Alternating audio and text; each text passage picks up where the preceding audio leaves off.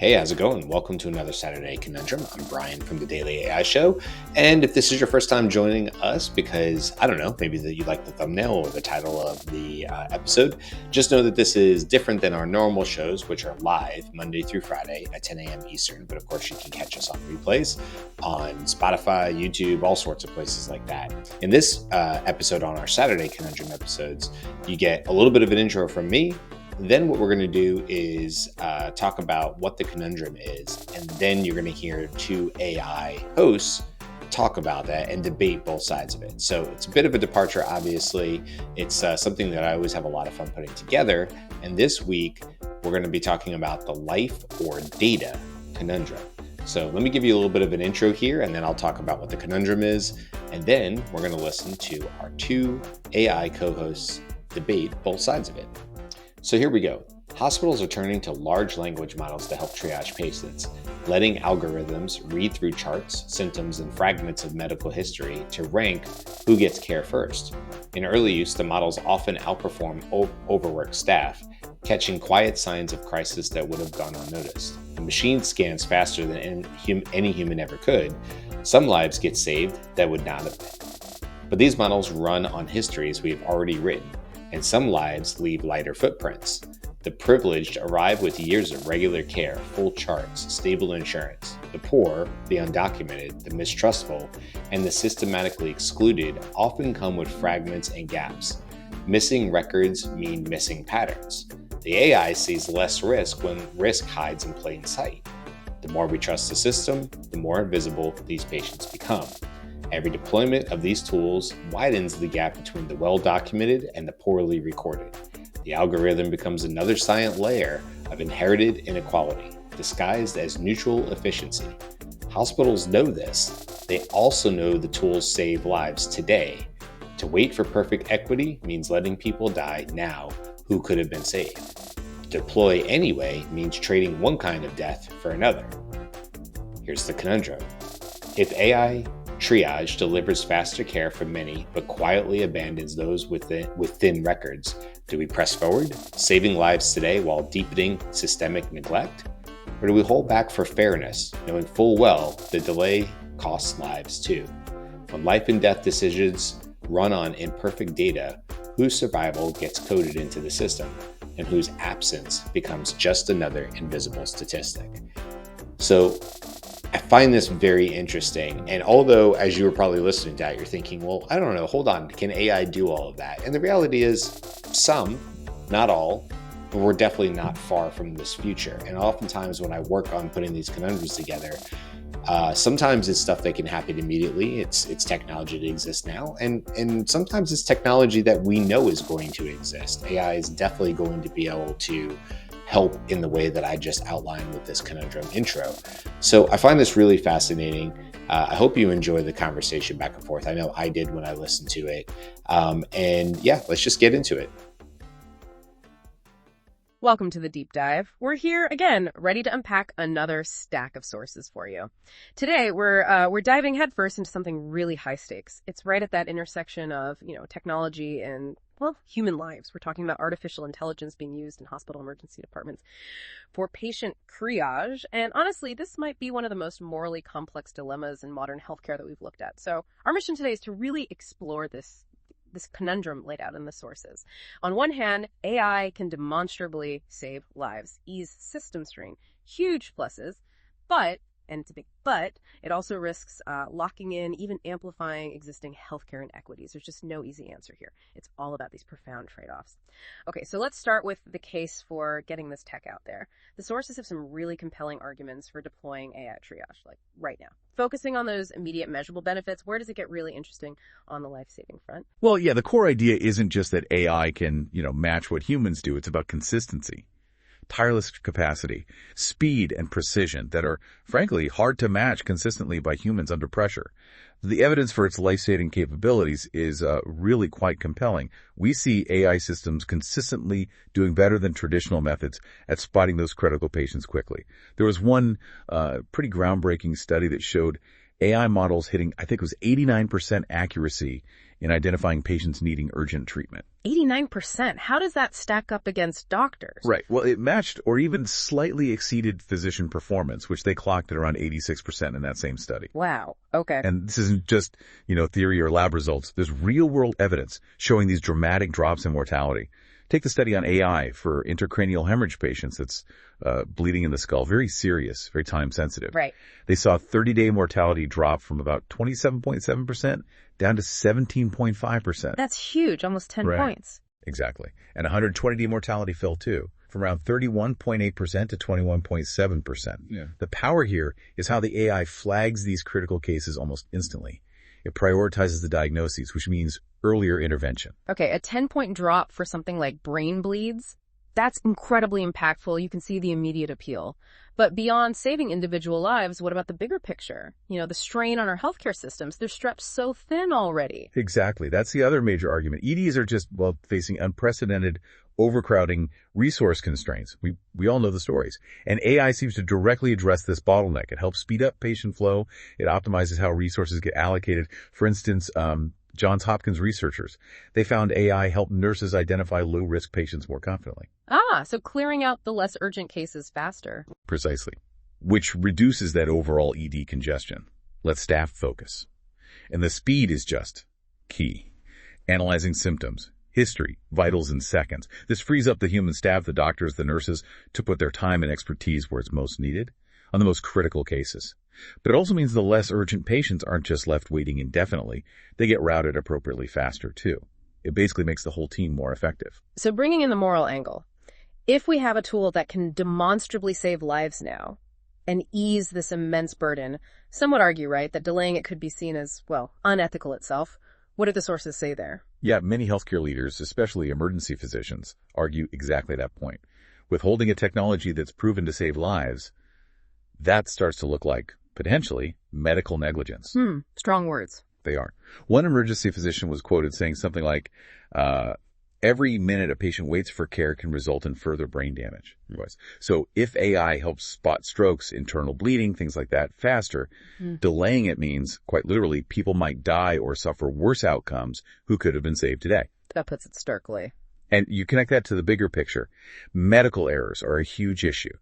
Over 250,000 deaths annually in the U.S., often linked to complexity, time pressure in places like the ED. AI can act as vital decision support, helping reduce those preventable deaths, at a population level. There's a very real hidden cost to waiting for perfect solutions, especially when lives are on the line now. Okay, that immediate benefit is undeniable. The human cost of delay? Yeah, it's stark. But what if the very data, the fuel for these AI engines, has a hidden flaw? A flaw that could actually deepen the inequities we're already struggling with in healthcare. The sources lay out a really significant counter-argument here. This is the crucial flip side. This is absolutely where the dilemma sharpens. Yeah. Because for all the promise, the potential to amplify existing inequities is very real. It's the flip side we absolutely have to confront head on. How does that work, though? How can AI, which is supposed to be objective, data-driven, how does it end up perpetuating bias? It feels kind of counterintuitive. That's exactly why it's so insidious. The AI itself isn't, intentionally biased in a human way. But if it's trained on historical data that reflects existing societal biases, it doesn't just replicate them. It automates them. It amplifies them.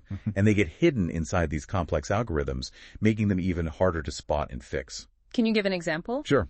The landmark study, the one everyone points to, a widely used healthcare algorithm was assigning equal risk scores to black and white patients. But the black patients were actually significantly sicker. Why would it do that? Because the algorithm used healthcare spending as a proxy, like a substitute, for medical need. Yeah. And because of systemic barriers, historical inequities, black patients, on average, had lower healthcare spending associated with them. So the algorithm basically learned that lower spending meant less sick, even if that wasn't true. Exactly. So if you historically spent less, maybe due to lack of access or insurance, the algorithm might wrongly assume you're less risky. It could push you lower down the triage list, even with critical symptoms. Wow. Okay. And we see this reflected in ED data too. Studies show, for instance, black patients getting significantly fewer medical tests than white patients, even with the same symptoms and initial triage scores. So when an AI trains on that kind of historical data, it learns to underrepresent the needs of those populations. Leading to lower priority, maybe delayed care. Potentially, yes. It becomes this kind of feedback loop that just silently digs the disparities deeper. And it's not just spending or tests, right? The sources also mention incomplete patient records being a factor. How does that mess things up for AI? That's another critical piece. AI systems, well, they thrive on data. Rich, complete data sets give them the best picture. But think about marginalized populations, the uninsured, maybe undocumented immigrants, people who avoid care because they don't trust the system or can't afford it. Their medical records might be patchy or missing entirely sometimes. Exactly. Their sort of digital footprint of healthcare is just less comprehensive. And that bears this out. Uninsured patients, for example, they get far fewer doctor visits, fewer hospital stays compared to insured patients, sometimes less than half. So there's just less data about them for the AI to learn from. Right. And the consequence is the AI might systematically underestimate how severe their conditions are simply because it doesn't have that rich history to draw on. So they might get a lower triage priority, leading to delays. Not because the AI is malicious, but because its input data is incomplete for certain groups. And that gets to the core of this invisible bias idea, doesn't it? It's not someone consciously discriminating. It's baked into the system, operating quietly. Precisely. That's what makes it so tricky. This algorithmic bias can look totally objective, super efficient. It's running silently in these complex math models. Researchers have called it, quite aptly, I think, algorithmic bias disguised as neutral efficiency. Disguised as neutral efficiency. That captures it. Because it seems like it's just making data-driven decisions. Yeah. Right? But it's actually perpetuating these historical patterns of discrimination. And often, it's harder to spot than human bias. And that feedback loop you mentioned. It's dangerous. As AI systems gain more trust, as we rely on them more, the patients who are systematically underserved might get pushed even further to the margins, and their poorer outcomes. They might get blamed on individual factors, oh, that patient didn't follow up. Instead of recognizing the systemic algorithmic problem, it prevents us from seeing it, let alone fixing it. This absolutely brings up massive ethical questions for healthcare. I mean, the whole field is supposed to be built on fairness and doing no harm. Absolutely. It forces us to ask about the ethical imperative of justice. Healthcare ethics demands we promote justice, fairness, not just efficiency, not just speed. Right. And biased AI, well, it arguably violates core principles like distributive justice, fair allocation of resources, and procedural justice, unbiased decision-making processes. Even if it makes the overall system seem more efficient, it might be doing so at the cost of equity for specific groups. So it's like creating a new barrier.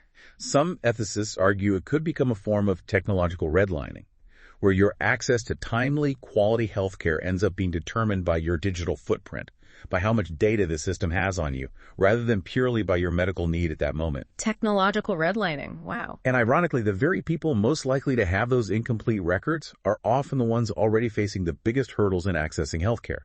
So it risks layering a digital divide right on top of existing social inequities. Okay, let's try and unpack this. This is heavy. We've got these two incredibly powerful forces pushing in opposite directions. On one side, you have immediate, measurable lives saved, like right now. People walking out of the hospital who might not have. On the other side, you have this insidious, often invisible amplification of systemic unfairness. Long-term harm. How do we even begin to compare these? How do you quantify the unquantifiable harm of bias? That really is the absolute central challenge here. It's the core of the conundrum. How do you weigh measurable lives, save those reduced mortality rates, sometimes, as we said, double-digit percentage points against the lives harmed or even lost through systematic bias, especially when that harm is often invisible, it's unmeasured, maybe is blamed on something else entirely. It's like trying to weigh a solid block of gold against, a pervasive, harmful gas you can't easily measure. That's a potent analogy. And the sources suggest the scale of both effects is really significant. We're not talking minor tweaks here. AI triage, as we saw, can show mortality reductions of 10 percentage points or more in critical cases. That's substantial.